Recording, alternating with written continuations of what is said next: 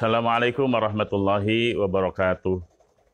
Bismillahirrahmanirrahim. Alhamdulillahi wa kafa. Wassalatu wassalamu ala sayyidina Muhammadinil Mustafa wa ala alihi wa ashabihi ahli sidqi wal wafa, amma ba'du. Para pemirsa Radio Jakarta Islamic Center dan JIC TV yang berbahagia, alhamdulillah kita panjatkan puji dan syukur kehadirat Allah Subhanahu wa taala. Pagi ini kita dapat berjumpa kembali kerjasama antara Dewan Masjid Indonesia Provinsi DKI Jakarta dengan Radio Peradaban Jakarta Islamic Center. Alhamdulillah, kami juga ditemani oleh Bang Edi ya dari Media Muslim yang mudah-mudahan ke depan juga bisa bekerja sama dalam rangka kita mensosialisasikan program-program pemerintah Provinsi DKI Jakarta dengan Dewan Masjid Indonesia Provinsi DKI Jakarta.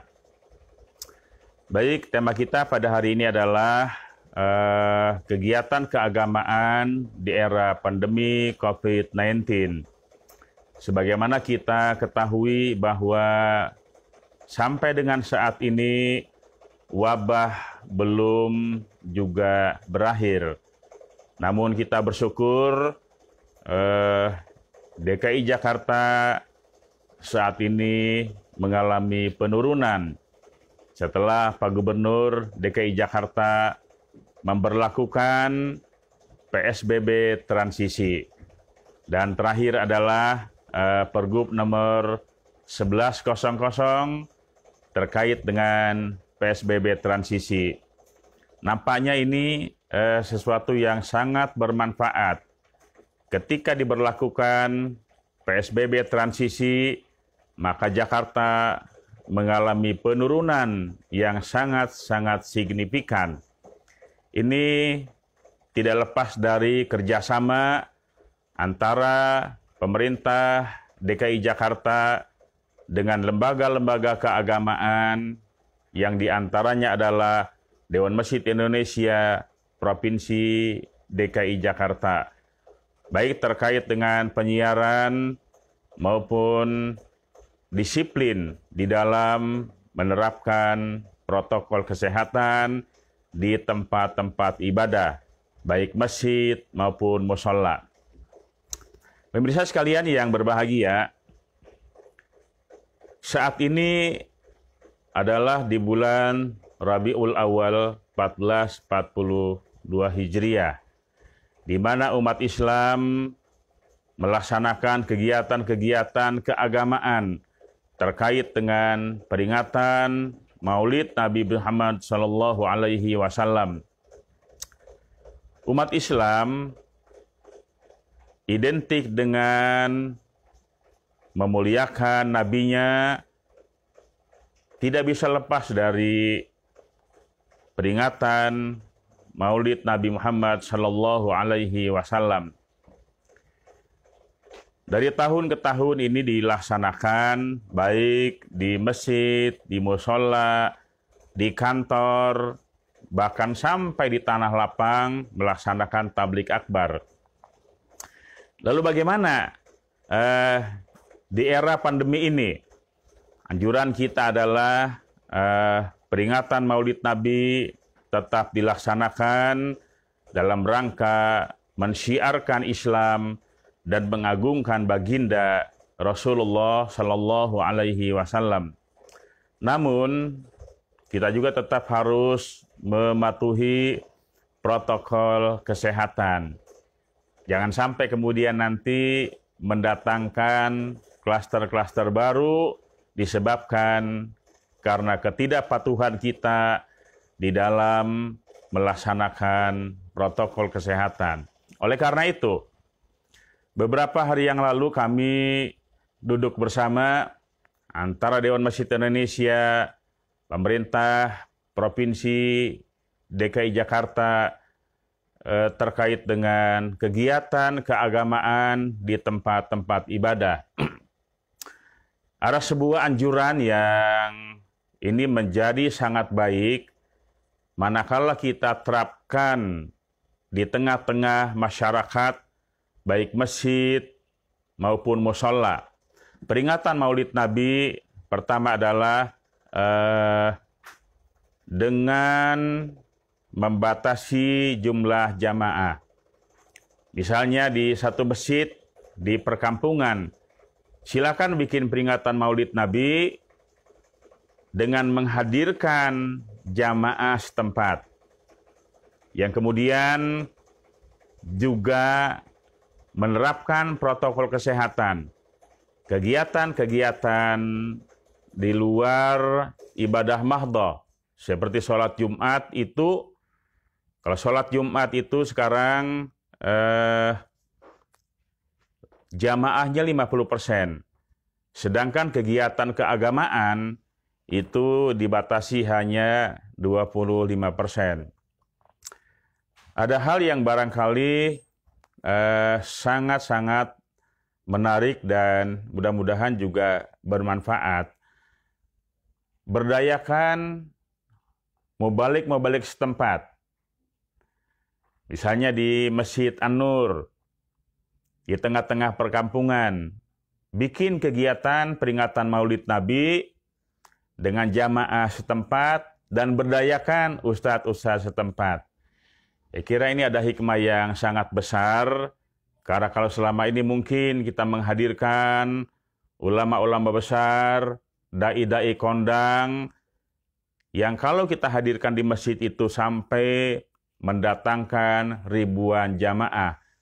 Kalau sudah yang hadir itu ribuan jamaah, rasanya sulit untuk kita menerapkan protokol kesehatan.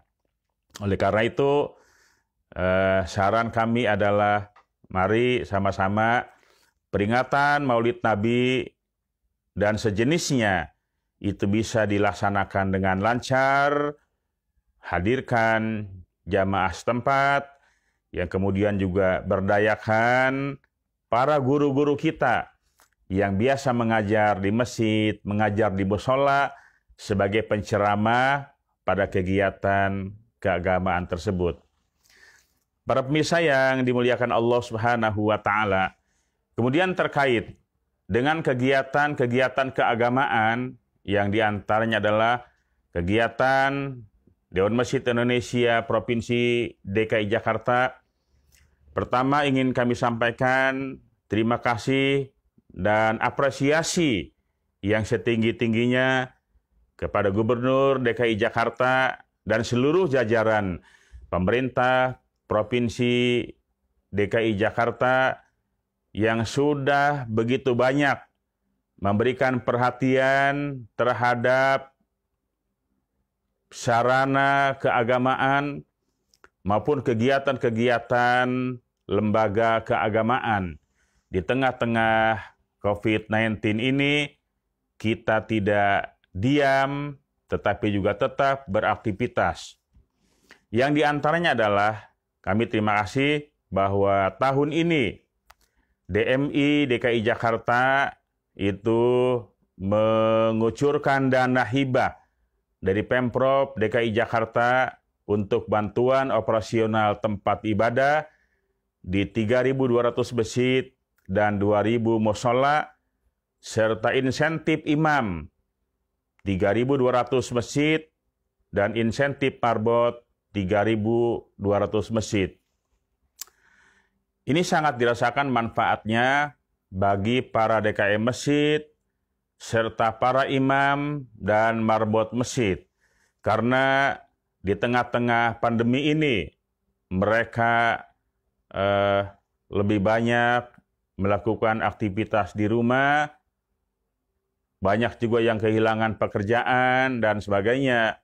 Tetapi alhamdulillah berkat kerjasama yang baik antara Pemprov DKI Jakarta dengan lembaga-lembaga keagamaan, sehingga kita masih bisa tetap beraktivitas, dan pemerintah DKI Jakarta pun memberikan perhatian yang cukup terhadap tempat-tempat ibadah maupun para penjaga masjid, marbot maupun imam masjid. Para pemirsa sekalian yang berbahagia, nah, Dewan Masjid Indonesia Provinsi DKI Jakarta tentu saja tidak bisa berbuat sendirian tanpa ditopang oleh teman-teman yang lain. Insya Allah hari ini kami DMI DKI Jakarta dengan Majelis Ulama Indonesia Provinsi DKI Jakarta dan Forum Kerukunan Umat Beragama Provinsi DKI Jakarta akan mencoba membuat SOP terkait dengan kegiatan-kegiatan di tempat ibadah. Ya, mudah-mudahan ini merupakan sumbangsih dari kami lembaga-lembaga keagamaan yang selalu memberikan seruan melanjutkan peraturan gubernur Provinsi DKI Jakarta terkait dengan protokol kesehatan. Para pemirsa sekalian yang berbahagia, masjid di Indonesia terutama itu menggunakan ruang utama dan ada serambi. Biasanya ruang utama itu digunakan untuk ibadah-ibadah mahdhah dan serambi itu digunakan untuk kegiatan-kegiatan sosial. Nah, maka fungsi masjid itu bukan hanya sekedar ibadah mahdhah, tetapi juga ada ibadah ghair mahdhah, kegiatan-kegiatan sosial itu ada di masjid. Sebagaimana fungsi masjid di zaman Rasulullah Shallallahu Alaihi Wasallam. Di masjid Rasulullah membina umat bagaimana cara ibadah yang baik. Bahkan di masjid pun baginda Rasulullah membina umat bagaimana menjadi ekonomi yang baik. Oleh karena itu kita ingin coba menerapkan di Jakarta ini membangun perekonomian umat melalui masjid. Sehingga dengan demikian bahwa fungsi masjid itu bukan hanya sekedar bisa dimanfaatkan untuk ibadah mahdhah, tetapi juga ibadah ghair mahdhah. Nah, di era pandemi ini, alhamdulillah bahwa masjid itu pusat informasi. Di masjid kita siaran sehari 5 kali terkait dengan protokol kesehatan. Ini alhamdulillah Dewan Masjid Indonesia DKI Jakarta yang sudah bekerja sama dengan Kominfo Provinsi DKI Jakarta dan Dinas Kesehatan DKI Jakarta, kita membuat sebuah siaran yang kemudian diputar di masjid, di musola, itu menjelang azan. Mereka sangat membantu untuk menurunkan COVID-19.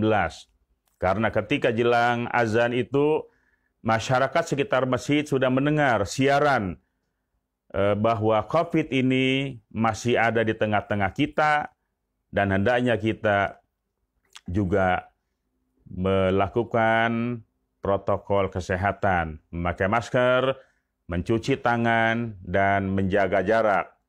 Kemudian juga diumumkan kepada para jamaah masjid yang ini sangat-sangat besar manfaatnya.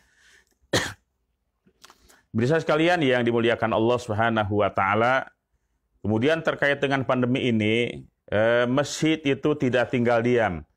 Bersama Dewan Masjid Indonesia, kita melakukan penyemprotan dengan disinfektan, bahkan kita juga memberikan alat semprot dengan disinfektannya, baik Wifol, Superpel, ada Sahaja, dan lain sebagainya, ini masjid harus selalu bersih, harus selalu steril.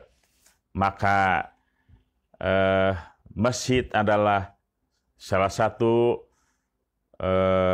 tempat ibadah yang bukan hanya bermanfaat buat masjid dan jamaahnya saja, tetapi juga memberikan manfaat untuk masyarakat sekitar. Kita harapkan dengan kerjasama yang baik dan seruan gubernur yang terakhir, mari sama-sama kita patuhi. Ketika masyarakat mematuhi pemerintah, dalam hal ini Gubernur DKI Jakarta, insya Allah mudah-mudahan wabah COVID-19 ini segera berlalu.